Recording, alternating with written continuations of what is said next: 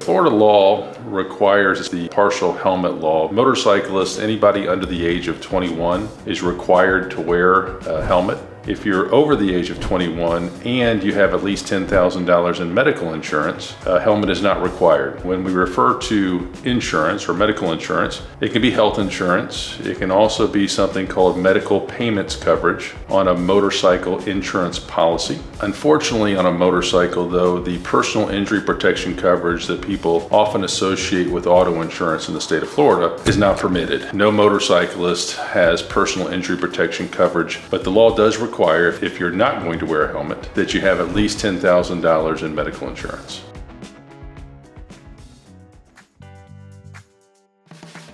In Florida, motorcycle insurance is not always mandatory. However, it is necessary. Unfortunately, in Florida, we do not require every driver to have bodily injury coverage. And the reality is many drivers in the state of Florida are driving around with no bodily injury coverage, no liability coverage whatsoever. These are usually the individuals who are less responsible and will pull out in front of a motorcycle or rear end a motorcycle. So we always recommend to our motorcyclists, our clients, our bikers, you do need to protect yourself.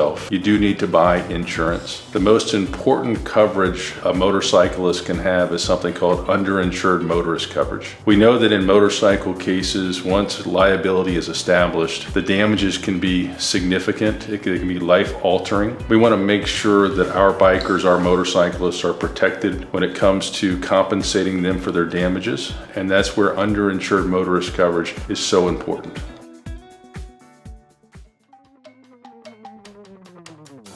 Motorcycle insurance law in the state of Florida is unique. When it comes to vehicles, auto insurance, we have something called personal injury protection coverage, which is required on every policy. So if someone's involved in a car accident, their auto insurance company is going to pay their initial medical bills up to $10,000 so long as there's an emergent medical condition. However, that is at 80% of the bill, the charged amount. For a motorcyclist though, there is no personal injury protection coverage, no PIP coverage.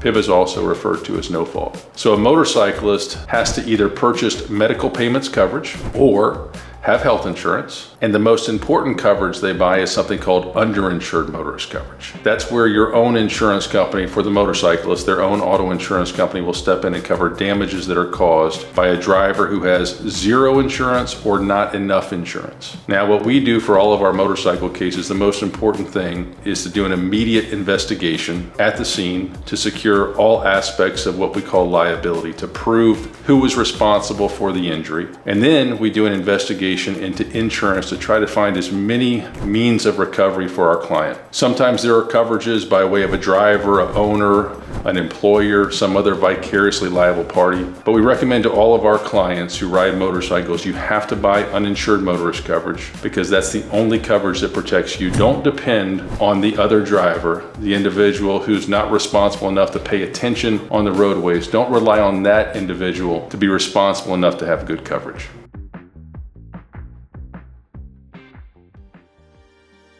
So in order to get a motorcycle endorsement, you have to go through a class, pass a class, and apply, and it becomes an aspect on your driver's license that allows you to operate a motorcycle in the state of Florida.